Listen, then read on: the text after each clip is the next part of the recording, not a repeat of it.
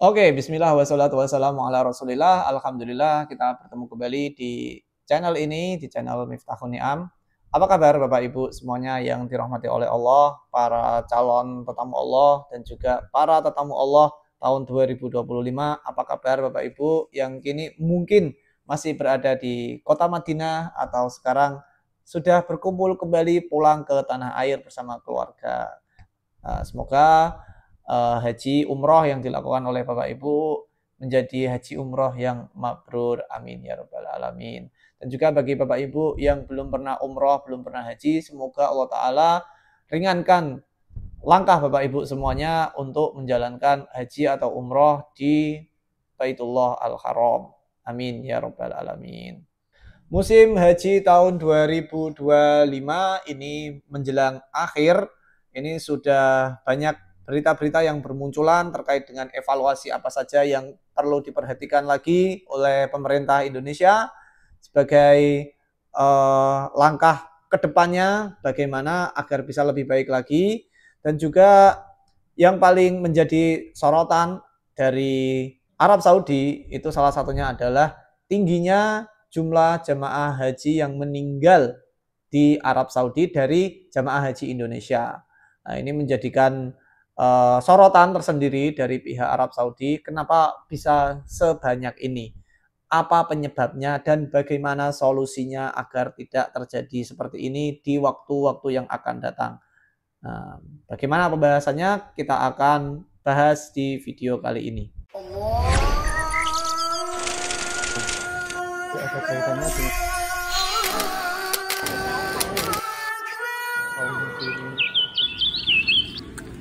Oke, sebelum memulai bahasan di video kali ini, ada baiknya Bapak Ibu yang baru saja bergabung di video ini untuk klik subscribe channel ini. Karena subscribe-nya itu gratis untuk mendukung saya menciptakan video-video seperti ini lagi yang semoga bisa bermanfaat bagi Bapak Ibu semuanya. Dan juga jangan lupa untuk klik like dan juga share video ini, dan juga boleh dikomentari bagian-bagian mana yang mungkin perlu dikritisi dan juga mungkin ada tambahan yang saya nantinya terlewatkan. Oke, kita masuk saja ke pembahasan. Data dari yang saya temukan di internet itu menyebutkan bahwa sampai tanggal 30 Juni 2025 jumlah jamaah meninggal itu sebanyak 418 jamaah meninggal dunia selama prosesi haji tahun 2025 dari haji Indonesia yang reguler. Penyebab dari kematian ini terutama karena penyakit jantung, gangguan pernapasan, dan juga sepsis. Sementara untuk prosentase meninggalnya itu ada beberapa yang tercatat ya. Di antaranya adalah di bandara itu sebanyak 15 orang, kemudian di Arafah itu 13 orang, di Mina itu 20 orang, di Madinah sekitar 35 orang, dan juga di Mekah sekitar 300-an orang. Nah, ini paling banyak itu adalah sebelum dan sesudahnya. Jadi ketika prosesi hajinya itu malah sedikit sekali yang meninggal. Sorotan dan evaluasi dari DPR dan juga Saudi menyebutkan bahwa tim was haji DPR itu mendapatkan sorotan dari pihak Arab Saudi.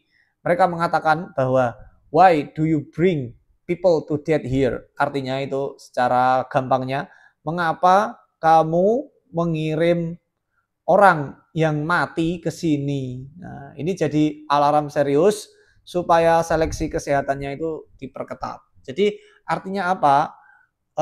Pihak Arab Saudi itu mengkritisi penyelenggara haji Indonesia. Kenapa kok orang-orang yang hampir-hampir meninggal ini kok dikirim menjadi jamaah haji yang berpotensi akan banyak meninggalnya sebelum mereka melaksanakan haji. Nah, bahkan juga ada berita yang viral bahwa ada seorang jamaah haji Indonesia itu yang meninggal ketika dia berangkat baru sampai pesawat itu sudah meninggal. Nah, itu juga menjadi titik komentarnya. Kenapa kok banyak sekali kasus-kasus yang serupa seperti ini? Ya kalau di ditelaah lebih lanjut ya. Mungkin di sisi agama mungkin baik kalau meninggal itu dalam kondisi sedang berihram, sedang berniat haji, sedang pergi ibadah dan lain sebagainya. Tapi kalau dari sistem penyelenggaraan seharusnya kuota segitu itu diperuntukkan untuk orang yang bisa melaksanakan benar-benar hajinya daripada orang yang berkemungkinan tidak kuat untuk melaksanakan haji, belum sampai ritual hajinya dia meninggal dan terpaksa ibadah hajinya itu malah dibadalkan. Nah, itu malah menambah PR dari pihak panitia penyelenggara. Mungkin seperti itu. DPR juga meminta screening kesehatan dilakukan ulang menjelang keberangkatan, bukan hanya saat pendaftaran. Jadi seperti yang kita tahu di tahun 2024 dan tahun 2025 itu diadakan istitoah kesehatan sebagai syarat wajib untuk pelunasannya biaya haji. Jadi kalau tidak lolos istitoah kesehatan, medical check up dan lain sebagainya itu dinyatakan kurang memenuhi syarat, maka tidak akan bisa untuk melakukan pelunasan biaya haji. Tetapi yang saya tangkap, yang saya dengar dan saya lihat itu memang masih screeningnya itu masih belum ketat, masih belum sesuai saya kira. Banyak jamaah-jamaah bahkan di tahun 2024 itu yang sangat kurang layak untuk berangkat, yang artinya itu nggak sehat-sehat banget tapi bisa berangkat dengan segala kondisinya, dengan segala keterbatasannya, dengan segala bantuan yang harus dikerahkan. Nah, itu nanti mungkin juga akan berpengaruh ya ketika mungkin kita bilang nggak apa-apa, diniatin aja berangkat, yang penting masih bisa berangkat. Ya benar, tetapi nanti itu membutuhkan pendampingan petugas haji yang lebih banyak potensinya. Sementara kita dari sisi pemerintah itu berusaha menekan bagaimana caranya petugas haji itu lebih sedikit. Jadi anggaran pemerintah untuk menganggarkan biaya panitia penyelenggara haji itu bisa semakin ditekan lagi. Mungkin seperti itu pertimbangannya. Jadi kalau banyak jamaah Indonesia yang dikirim adalah orang-orang yang tua, orang-orang yang sepuh, yang sudah tidak bisa berjalan, nggak kuat jalan, nggak kuat dari segi penyakitnya juga, itu akan menambah beban para petugas jamaah haji untuk membantu mendorong, untuk membantu beraktivitas di Mekah, di Madinah selama Armusna, dan itu mungkin juga akan membebani lebih banyak petugas-petugas haji, sehingga kewalahan istilahnya, kekurangan tenaga, sehingga nanti kalau dievaluasi, oh ternyata tahun ini kita kekurangan jumlah petugas, maka kalau bisa jumlah petugasnya ditambahkan, supaya orang-orang tua, orang-orang sepuh nanti bisa dibantu. Ya itu ada benernya, tetapi dengan konsekuensi biaya hajinya akan jadi lebih mahal lagi. Nah, karena mereka petugas haji itu diberangkatkan juga menggunakan gaji juga. Mereka digaji bukan secara sukarela. Artinya jamaah hajilah yang menanggung biaya pemberangkatan dan juga akomodasi mereka selama mereka di tanah suci. Nah, itu menjadi titik pembahasannya juga. Yang kedua, rencana pansus haji. Ketua DPR Ibu Puan Maharani membuka kemungkinan pembentukan panitia khusus atau pansus haji tahun 2025 untuk menyelidiki tingginya kematian dan kasus anggota jamaah hilang. Dan juga masih ada beritanya yang sampai sekarang jamaah haji Indonesia masih belum ditemukan atau dinyatakan masih hilang. Yang ketiga, Saudi tekankan istitoah kesehatan. Nah, ini juga menjadi concern kita mungkin untuk tahun yang akan datang. Wakil Menak Saudi dan pihak PPIH Saudi menyatakan perlunya memperkuat penyaringan kesehatan sebelum berangkat dan mendampingi jamaah agar kondisi terpantau sepanjang haji. Oke, ini sangatlah bagus. Dan juga kalau menyikapi bagaimana kalau jamaah haji, kemudian dia lansia, dia berangkat tanpa pendamping, kemudian diwajibkan secara istitoah, dia wajib ada pendampingnya. Nah, berarti kan ini harus didampingi oleh keluarganya yang mungkin lebih sehat, lebih muda, dan lain sebagainya. Padahal dia belum terdaftar sebagai jamaah haji. Artinya dia bisa berpotensi untuk melompati antrian orang-orang yang sudah antri selama belasan tahun lamanya, sedangkan dia baru masuk sebagai pendamping sudah bisa langsung berangkat. Apakah ini fair? Nah, silakan tulis di kolom komentar.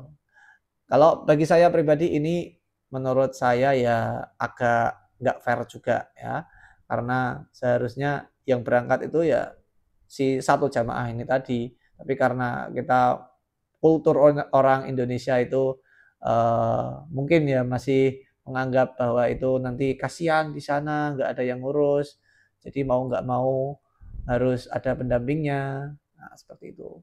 Toh juga pada kenyataannya banyak sekali lansia-lansia yang berangkat haji sendirian tanpa mahram dan terbengkalai, dan juga walhasil perlu bantuan dan juga harus didampingi oleh petugas-petugas haji yang saya sebutkan tadi, malah menjadi beban berlebih.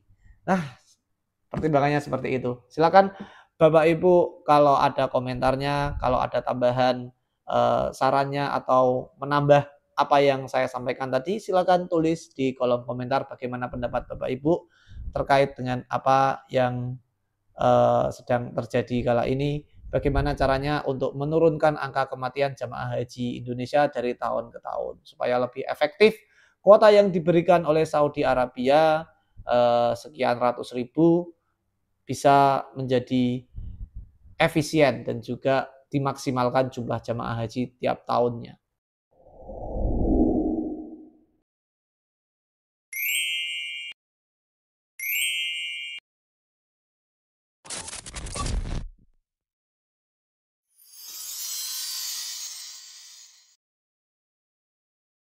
Oke, demikian yang bisa saya sampaikan. Semoga apa yang bisa saya sampaikan ini bermanfaat bagi Bapak Ibu semua.